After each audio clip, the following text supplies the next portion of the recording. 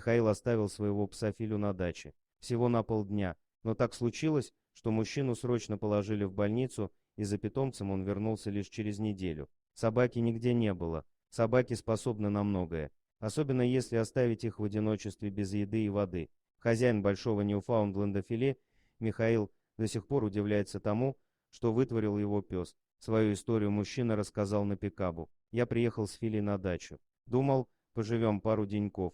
Там ему нравится раздолье. Но меня срочно вызвали на работу, и я оставил собаку на даче буквально на полдня, вспоминает Михаил. Но вернуться за псом у него не получилось. На обратном пути на дачу мужчина попал в аварию, получил сильное сотрясение мозга. Без сознания его привезли в больницу. Очнулся. Голова забинтована. Не пойму, где я, почему. А потом понемногу начал вспоминать. И вспомнил про Фильку. Беда просто. Я ему ни еды, ни попить не оставил, рассказывает хозяин. И попросить-то проведать собаку было некого. Мужчина давно жил один, а дальние родственники не согласились бы поехать присмотреть за псом. Собака неделю пролежала без еды и воды, брошенная хозяином. Когда он раскаялся и вернулся, обнаружил только остатки поводка. Еле дождался выписки. Написал расписку, что ухожу и все риски на себя беру. Филю надо было спасать. Примчался на дачу. Тишина. Зову, никто не откликается. Яблоки,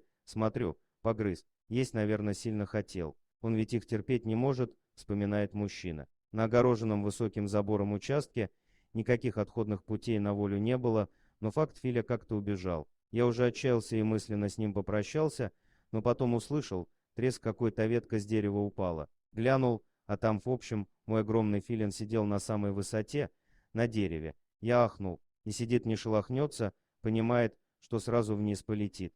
Сколько он там пробыл, не знаю, и зачем полез. Может, за птицей, а может, избежать хотел, удивляется Михаил. Чтобы снять Филю с дерева, ему пришлось вызывать спасателей. Сам бы он не справился. Операция по спасению прошла успешно. Пес жив-здоров, правда похудел сильно, но это поправимо.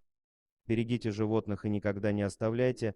А если понравился рассказ, ставь лайк, то есть большой палец вверх, подписывайся на канал. Я буду искренне рад тебя видеть снова. Заходи, а также пишите комментарии, что думаете насчет данной истории.